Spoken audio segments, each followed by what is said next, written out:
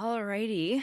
Hello, everybody. This is 𝙆𝙑𝙣𝙣𝙖, and we're doing something a little bit different here today. We are going to be interviewing two other practitioners about Hecate. As I mentioned in my first Hecate deep dive video, I don't really have any praxis with Hecate, so I thought that who better to cover the part 3 modern worship section about Hecate than people who actually do. So I'm bringing with me on the channel today, bringing Mona. And if you want to introduce yourself, you can go ahead. Alrighty, hi guys. My name is Mona Luna.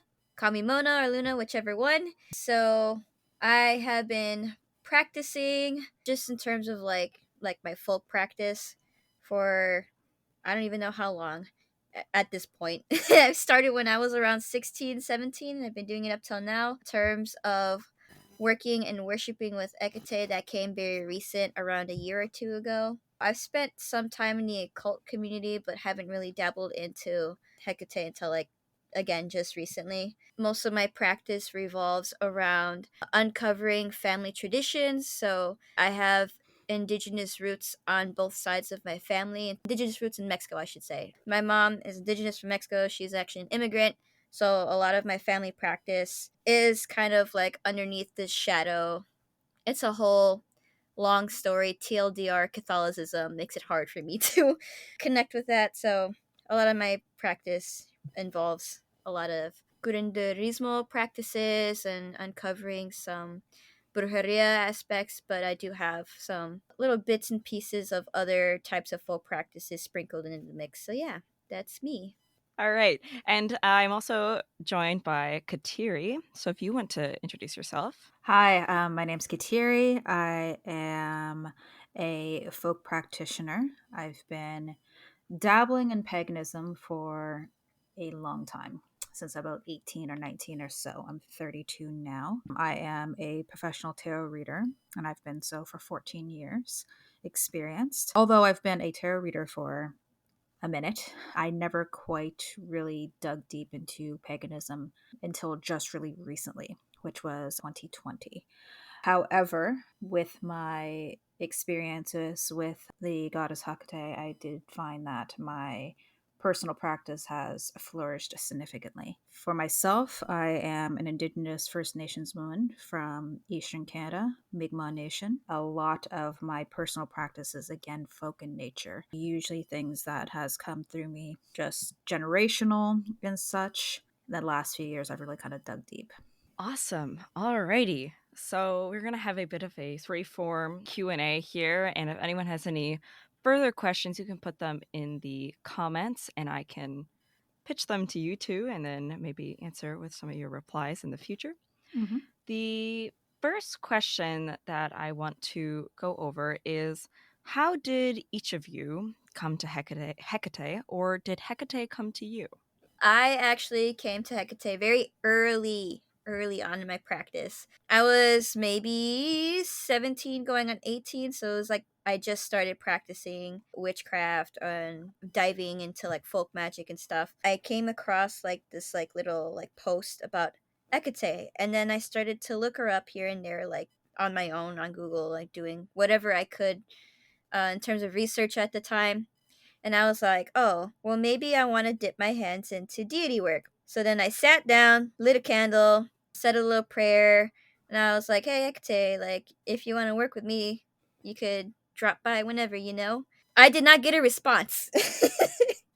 I didn't feel anything, and it wasn't until 4 years later. It had to be 3 years later. I'm number dyslexic, guys. I can't count.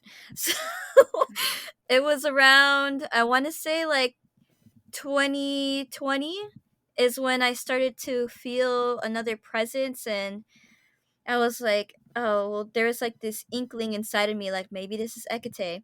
I was really starting to pay attention, and lo and behold, it was her 3 years later. And that's kind of how I started diving deep into working and worshiping her. I don't really have an answer whether she came to me or I came to her. I did not come into like the pagan space with a lot of current modern practitioners, because I feel like a lot of modern practitioners really come in via community, whether it be Discord servers or TikTok or something of the sort, and that's kind of their first influence that they see when it comes to paganism in general. Where I'm a bit older, I've always kind of experienced paganism almost through a Wiccan lens. When I started to kind of dig deep into my practice a few years ago, I didn't want to necessarily follow Wicca because I didn't really want to get too involved into an organized religion. And for me, is that if I want to get in something, I go full in. And I felt with Wicca is that unless you had a coven in the area or other practitioners or Wiccans that you could really associate with, is kind of, you're not getting the full thing.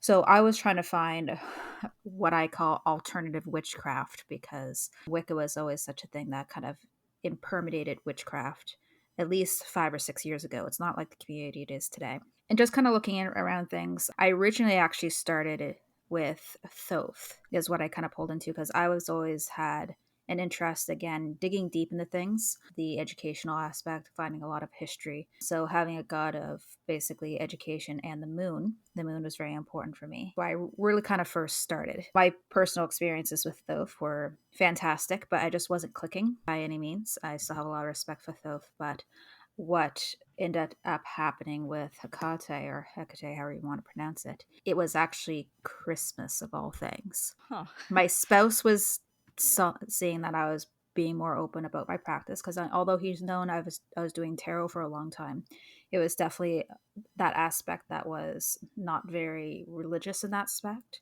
Although it's spiritual, it wasn't really deep. He started noticing I was getting into witchy stuff, and I told him I was getting interested in like folk magic and such. He did his own little research and he Googled what's a good statue for witches, because he figured that I needed a statue. Lo and behold, he purchased me a Hekate statue for Christmas because he saw that it was the goddess of witches. He really likes mythology. He's an atheist, but he really likes mythology and stuff like that. So Hekate was never really on his radar, but he wanted to do some sort of Greek god. So he purchased this statue and gave it to me for Christmas, thinking like, hey, this is neat. But he didn't really know much about it. But the second I held it in my hands, I was just like, oh, there it is. There it is.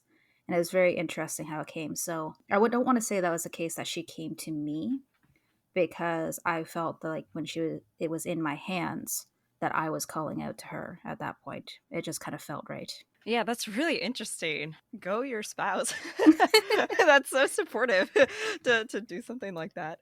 Honestly, he's the real MVP there. Yes. Yeah. Maybe again, that's where it comes into like I don't have an answer for that, because maybe she did speak with through him somehow, but I also don't like to think that I'm that special either. I think it was Right. just him being smart.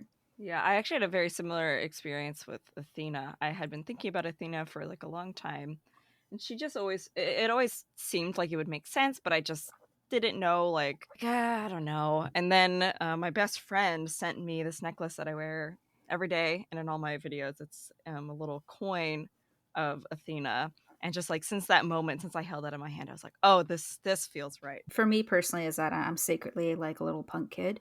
So she came up on my radar a few times, but I kind of avoided her just Right. because I felt that, at least in like online spaces, is that she was very popular, if that makes any Right. sense. So I kind of avoided it because I didn't want to be basic, if that makes any sense. Like Makes sense, yeah. Yeah.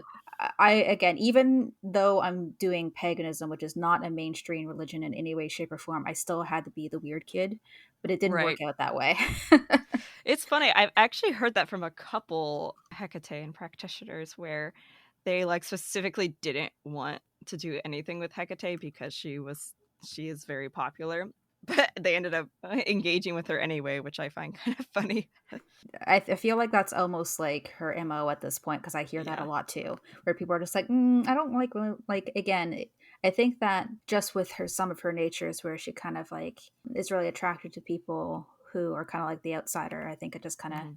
it's it's funny. I definitely noticed that though. I get what you're saying. So I guess a follow-up question, and you answered this a little bit. Why Hecate and why not another deity? Or more specifically, do you have experiences with other deities? I know you answered, Katir, that you have experiences with both. Do you have experiences with any other deities, or is Hecate sort of like the one goddess that's in your life? Hermes has been zipping around, but I think that, especially in traditions, him and Hekate, it's been kind of like two Hmm. peas in a pod to a certain extent. I'm definitely interested in branching out, especially within like the Hellenic sphere there. Hmm. I think that for me, Hekate has really kind of brought me into that specifically. In the past, deities other than Christianity, I think that, and Thoth, I think would be the first two that I've really kind of worked with significantly. And I still don't have any problems working with Thoth or the Egyptian pantheon. It's just not really on my radar because I find that Hekate is really kind of filling a lot of Hmm. the gaps. She's kind of a jack of all trades, surprisingly. Yeah, she really is. And something that I've learned from my research is that she's actually heavily tied to like Gnosticism, which is kind of bizarre of all things, like Mm-hmm. the world soul and the demiurge and all of that. It's very bizarre. And in certain Gnostic oracles, she's considered the soul and the essence of everything. It's very fascinating how that came to be. Yeah, and from what I understand, that might have something to do with her having dominion over liminal spaces. Mm-hmm. It's less that it's dominion over everything, it's just she's kind of in between everywhere. So she kind of holds it all together to a certain extent. Because with that crossroads, it's a liminal space of what are you going to choose? Where are you going to go next? What about you, Mona? Do you have you engaged with other deities in the past? Are you currently engaging with other deities, or is it sort of just, I guess, Hecate right now? I have engaged with other deities before as well. After my first fail with Hecate, not really feeling much, and I was like, oh, okay. For a moment, I got a little discouraged because, again, I did came up very Catholic, and me having to back away from Catholicism for a while, me choosing to dabble with Hecate was like a leap of faith almost. Like maybe I could give this another go, but like maybe with a different religion. When that didn't go well, I did stop for a while, and then maybe like a year later I started dabbling into Norse paganism. I have dabbled with trying to work with Odin, Freya, and Thor. I have very minimal experiences with them. I did have some success working with them very briefly. Odin specifically, I did have a very like, whoa, like this is an actual thing. I had one experience with him, and it was very unintentional. I didn't even really call upon him, just like very indirectly, but not so much, and it just kind of blew me out of the water. After that experience, I didn't have any more experiences with any of the Norse deities. So I was like, okay, maybe that was like my first footstep. Like maybe they're, just giving me like a little taste. And then lo and behold, a little bit later is when I started getting the inkling with Hecate. And for me, I feel like Hecate choosing not to respond to me at first, for me, this is again my own UPG, my own experience. I feel like she came in at a time where it made more sense. I was more mature with my practice, so to speak, if that's the right way of saying it. Like I had more of like a strong foundation, a basis, and when she stepped in is when I really started to take off in my own practice. So doing a lot more deep dives into my practice, reflecting deeper into my own being outside of my practice, like really pushing the limits to what I can do both spiritually and mundanely. It's kind of when she stepped in and it made so much more sense. As of right now, it's just Hecate. I do spirit work on the side, so I work with like other spirits, mostly house spirits, land spirits that are around me, just small minimal things, but yeah, definitely. I'm very focused on Hecate right now. I do not have the spoons to handle multiple deities at the moment, so Totally fair. And I will mention, I feel like Catholicism is like the gateway religion to paganism. oh, it definitely is. I swear it Yeah. is. I'm like, I still love a good old Catholic mass. Yes, it's very crazy how like they kind of it is really is the gateway. Like I don't know. I guess we'll get into it a little bit later because I don't want to take too much time. But yeah, it definitely I do feel that way. Something, something, something Roman Catholic. And who would have thought, Yes, right? yes. I guess this leads pretty nicely to the next question I had, which is how does Hecate show up in your practice? And what I mean by that, sort of, and like whatever you're willing to share, obviously. So, is it something that, because I know some people, like especially a lot of recons, Hellenic reconstructionists, will engage with deities in a very like reverent way where they will pray to them and ask them for help in a certain thing, but for the most part it's just pure devotion. But then there are other people who engage with it from a more magical point of view, where they are calling in a deity into a certain ritual to aid them, or meditating upon a deity, or even astral projecting to, I don't know, engage with the deity in some way in a very active form. Yeah, how does Hecate show up in your practice, if whatever you're willing to share again? For me, she shows up in my practice, and it's so funny that I backed away from Catholicism only to go right back into it. Sometimes you just gotta. Yeah, honestly, that's it's just how it worked out. You know, I know in the very beginning I said I'm uncovering my family's practice, that I am indigenous. My family's indigenous to Mexico. So a lot of Central American indigenous, I should say, if that's even the correct term. A lot of the practices now are blended in with Catholicism. There is no true strictly indigenous practice in Mexico anymore. It is absolutely blended in with Catholicism. And that's kind of how I ended up diving into that. And so Hecate shows up in my practice in that way. I have a rosary dedicated to Hecate when I'm doing devotional work or devotional prayers or whatever. I have an entire rosary, and it has three beads that represent what would have been the decades. And I followed Matt Oren's format. He does have like a little blog post of a Catholic style prayer of the rosary to Hecate. And it's like a blend of the hymns to Hecate and also, his own style. And I use that as devotion when I'm praying. So she does show up in my practice when I ask for help. Like sometimes I'll be at work, I'm like, Hecate, give me the strength to not slap this person right now. Take these feelings to the underworld. I'm going like very much how people almost in a way where like my family prays to God when they're stressed out or they need help. That's kind of how she shows up in my practice. And spiritually, I do call upon her, so I do work with her too. So I do have a series of epithets that I mainly use. They're mostly chthonic when I'm doing rituals, and I will call upon them in ritual. But that's pretty much how she shows up. So how she kind of shows up for me is that I usually do more of a worship style. So I just kind of do my dailies, do my daily prayers. When it comes to invocation, I don't do that terribly often. I shouldn't say that, honestly, because I do it once a month. I do it during the new moon, where I basically bring her in, ask for protections, ask her to assist with any spell work that I'm choosing to do, refresh my wards, etc., etc. In my experience and how she appears is that I've done this with other people to make sure I'm not crazy, although I'm probably am. I found that when I do the invocation, I bring her in, it's like a heaviness in the room. You can just tell that there's something there, and it's massive. It's not unpleasant though. It's kind of neutral, but it's very much so. It's in the room. It just feels like something walked in that is, I don't want to say dangerous, but just powerful. Very, very, very, very powerful. When she does show up, it's just little things here and there. I work with her a lot when it comes to my divinatory practice. That's usually what I ask from her as a blessing. And then I specifically have my dumb suppers once a month that I put on my altar. I offer to be able to help any souls that might be a little bit lost. So if there's any lost souls, here's some food for them to be able to help them find their way, specifically to her, so she can put them where they're supposed to go. No matter what their religious affiliation is. I even make it a very clear point is that if this person believes in a Christian heaven, they should be sent to a Christian heaven or whichever of the sort.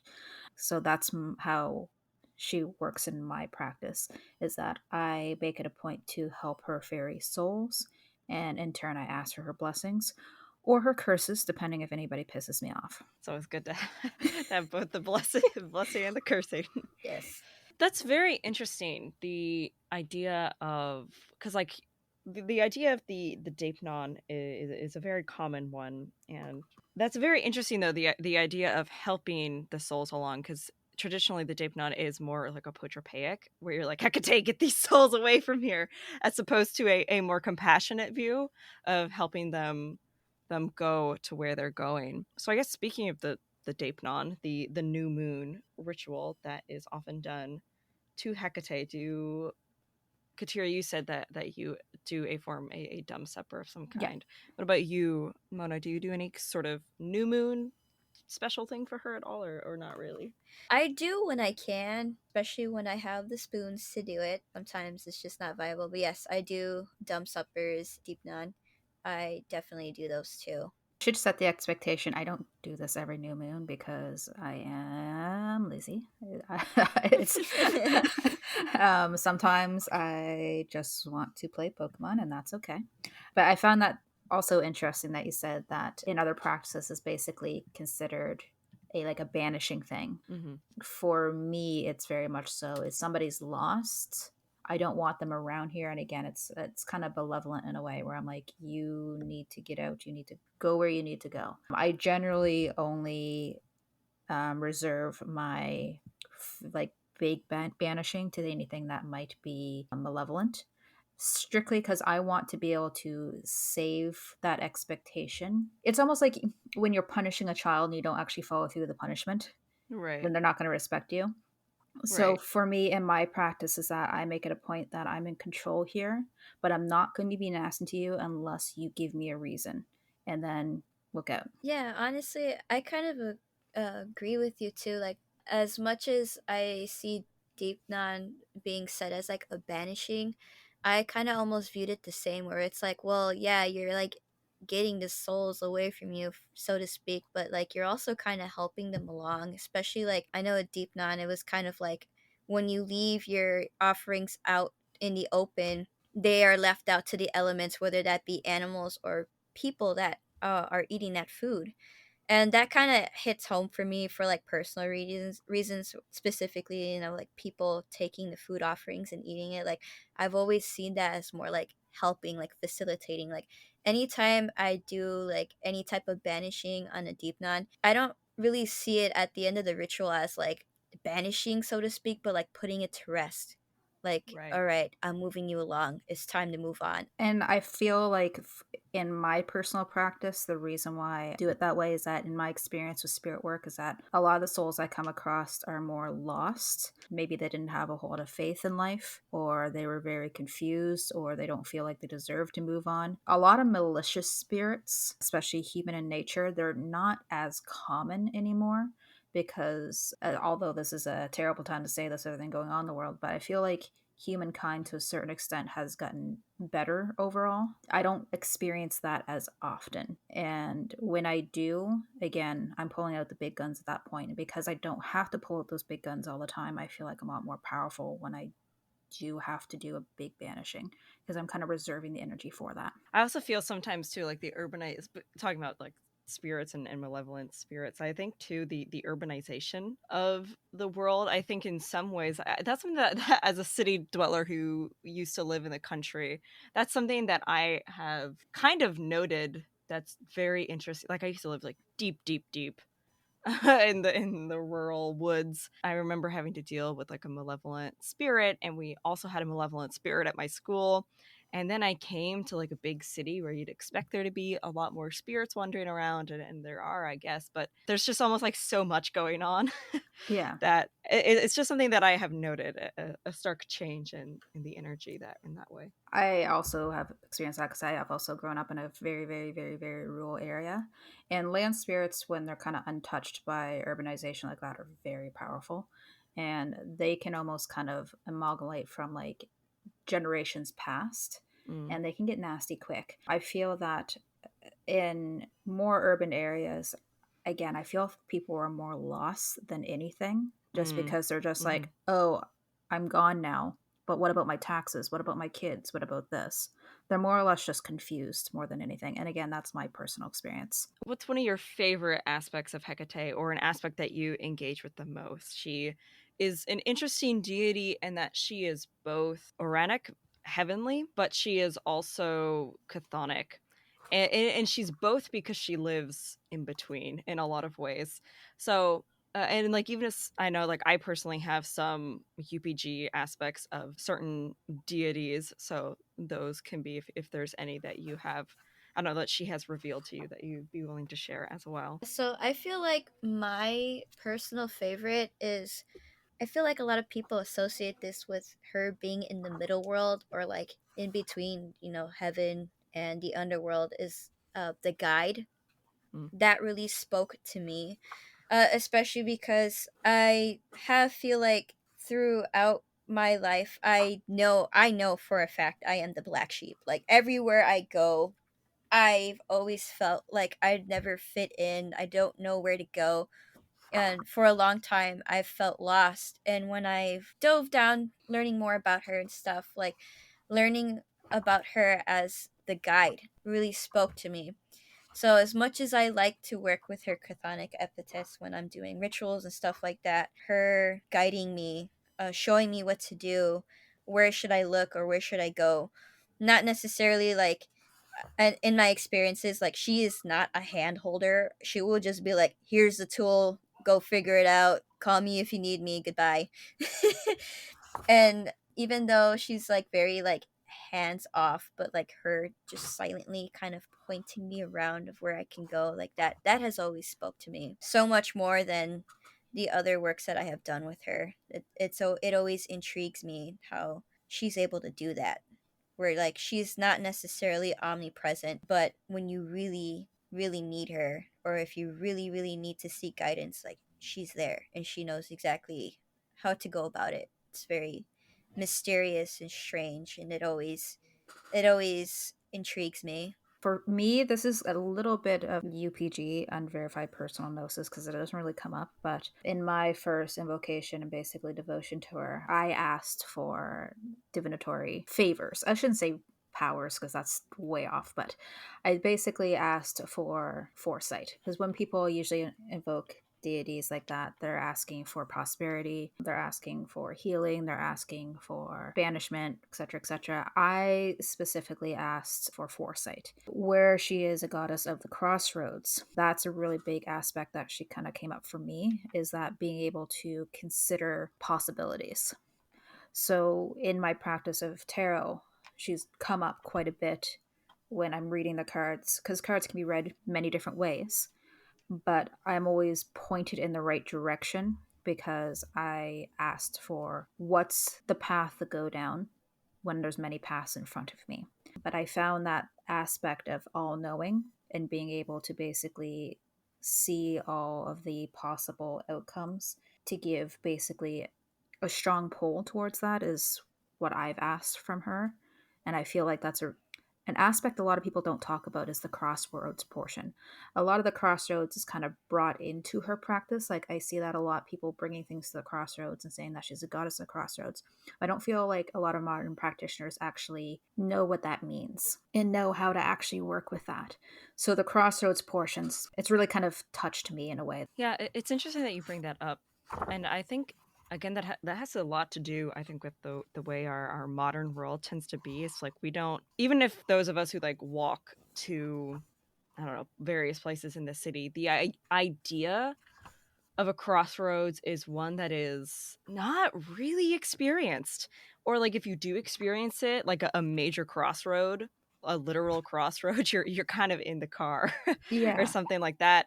And there are a ton of crossroad deities, not even just in the Greek pantheon. The Greek pantheon has Hecate, Hermes, as well as Enodia, which Yes. became Hecate. It's very interesting that our concept of crossroads is very strange, especially if you live, even if you just live in like a town, far more different than it was in the ancient world. Because even in the ancient world, the crossroads was often like where your house met the road. But for a lot of us, if you live in an apartment, like what is that? Is that where your apartment meets the hallway? Is that where your apartment building reaches the road? But then again, that like doesn't really feel like it's your home meeting the public. I think in some ways it's almost kind of rediscovering what crossroads even means. Yeah, and we're finding, like in my experience, because it is brought up a few times in some of the books that I have in modern Hecate and witchcraft or paganism, is that it's definitely something that's not touched on enough, because I think that being the goddess of the moon in witchcraft is more edgy, but it's very much so a protective aspect that she has, where she'll guide you through the crossroads. She'll tell you the way to go.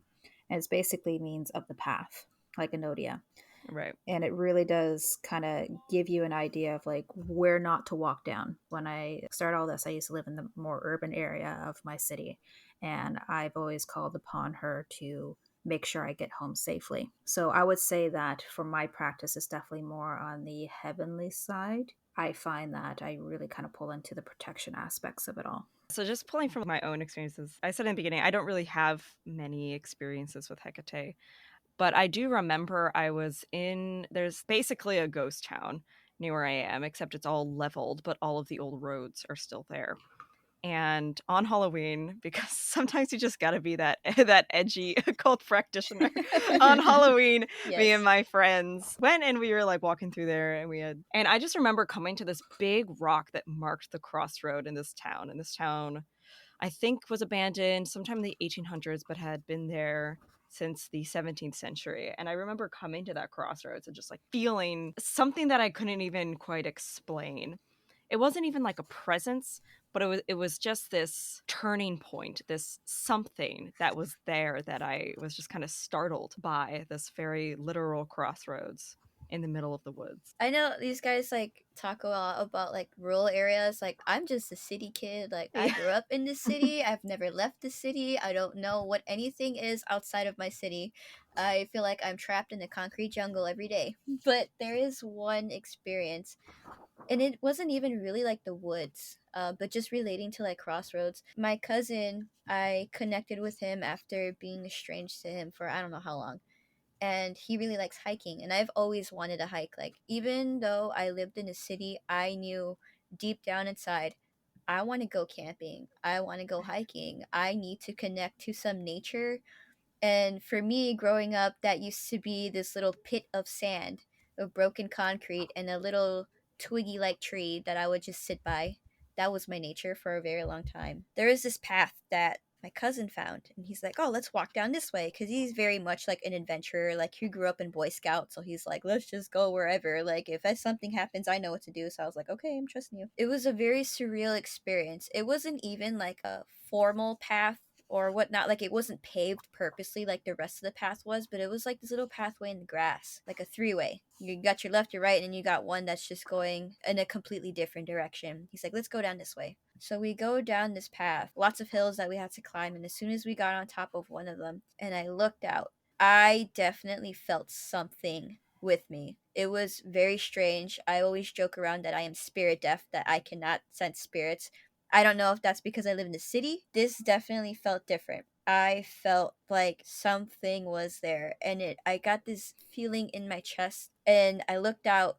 Everything looked so fake, but so real at the same time. I cannot describe it. It was a lot of hills.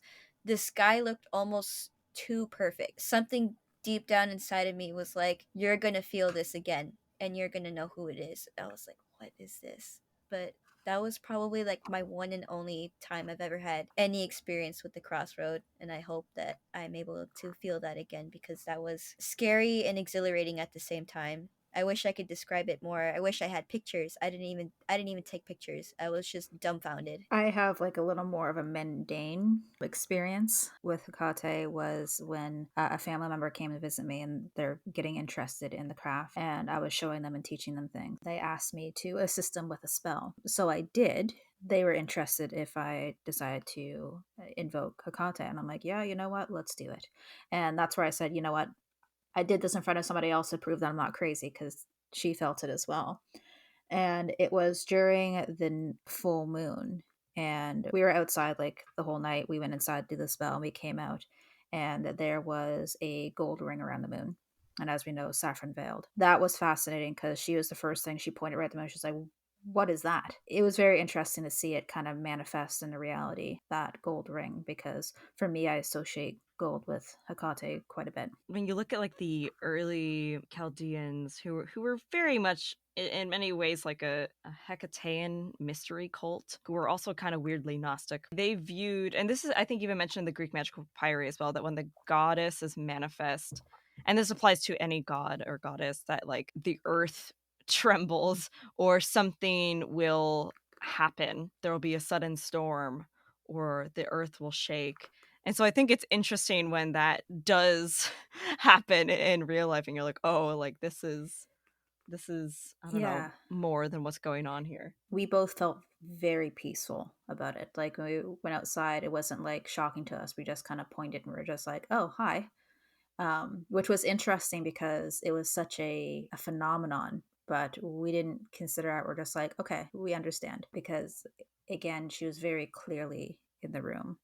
And then when she left, it was right there, that bright gold ring. She is as varied as the moon phases. I think that's where that's a lot of that synchronization comes in, is because for all the things that my experience with her has been very positive, I have experienced the more frightening aspects of her. And that's why I'm always hesitant when it comes to suggesting her to other practitioners, or I'm saying, hey, make sure you do your research, because you want to make sure if you're calling upon her, you're not just like, hey, come down. You want to make sure that you're very clear of what you want, Right. because sometimes she comes down and before you know it, you got Brimo or you got Iragope. Like there's things that you definitely want to make sure you're clear on, because she's not a goddess of fluffy or BSing. You have to be very, very firm and very clear on what you want. Speaking of resources, that actually leads me perfectly to my next question. Do you have any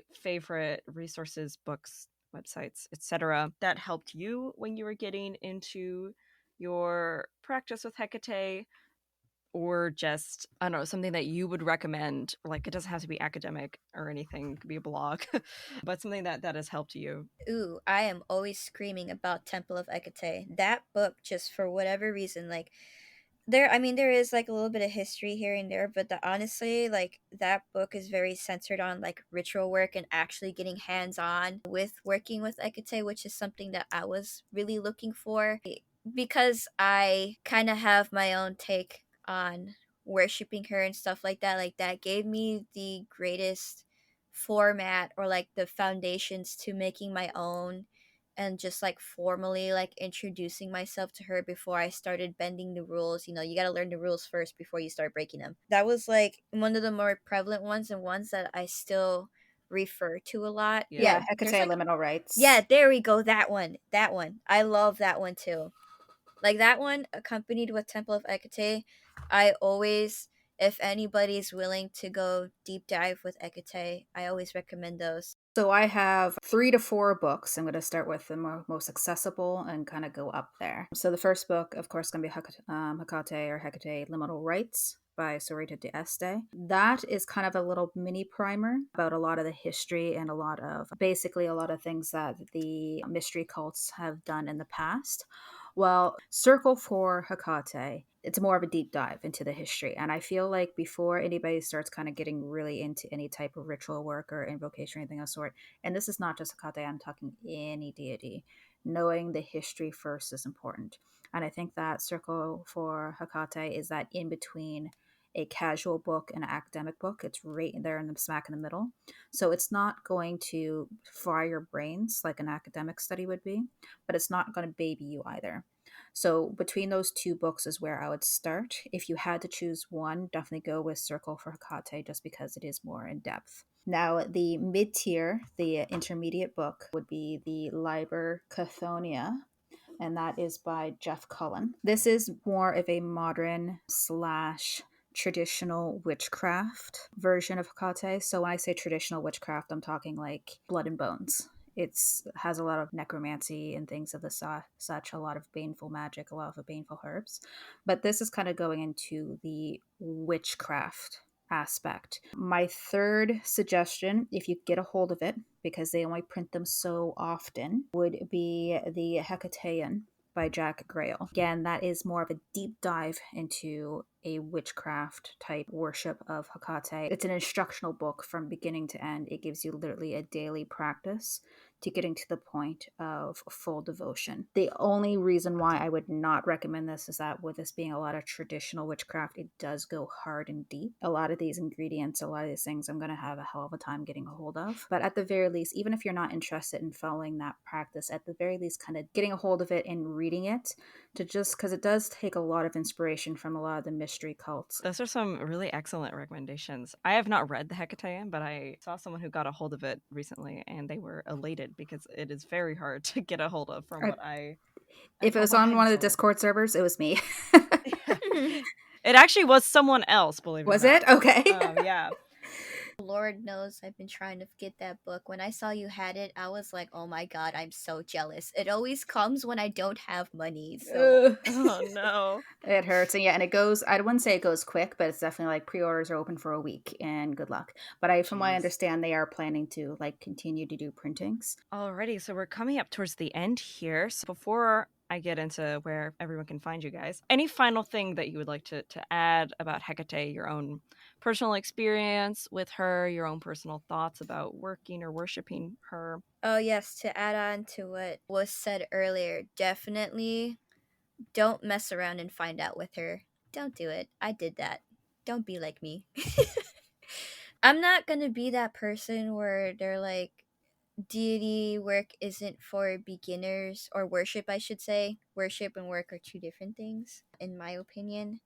But definitely know your stuff, really research her, as she is very helpful. And when you get the hang of like feeling her presence, because she is very, at least to me, in my own UPG, she does have a very heavy presence. It almost feels like, to me, it almost feels like I'm being calmly buried into the earth.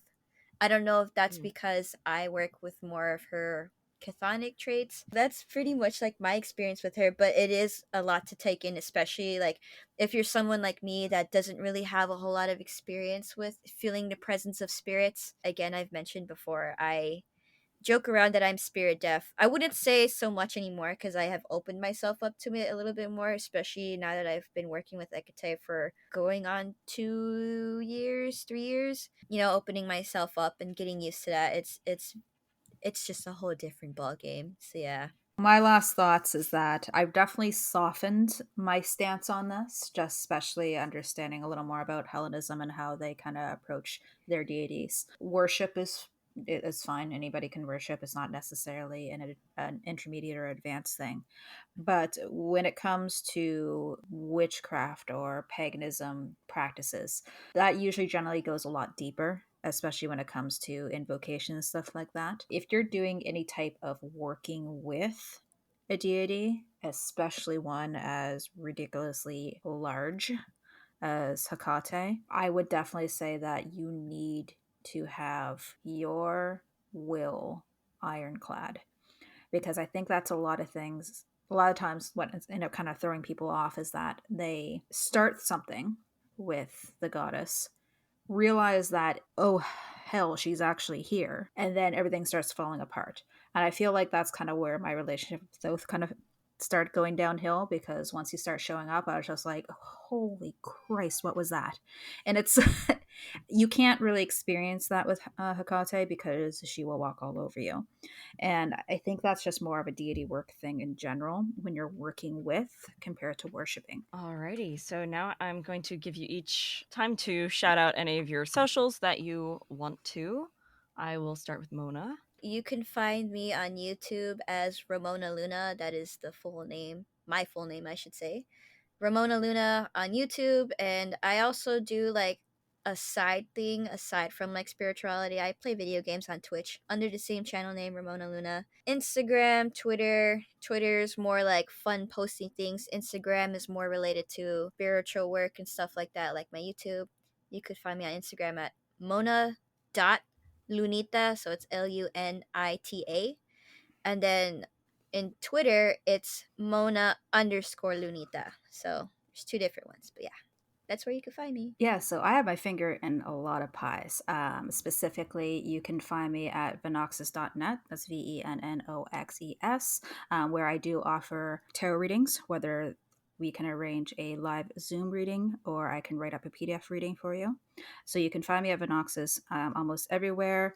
Instagram is where I am most active. You will also find me doing a tarot podcast with my friend Owen, and that is the Soothsayer's Tea.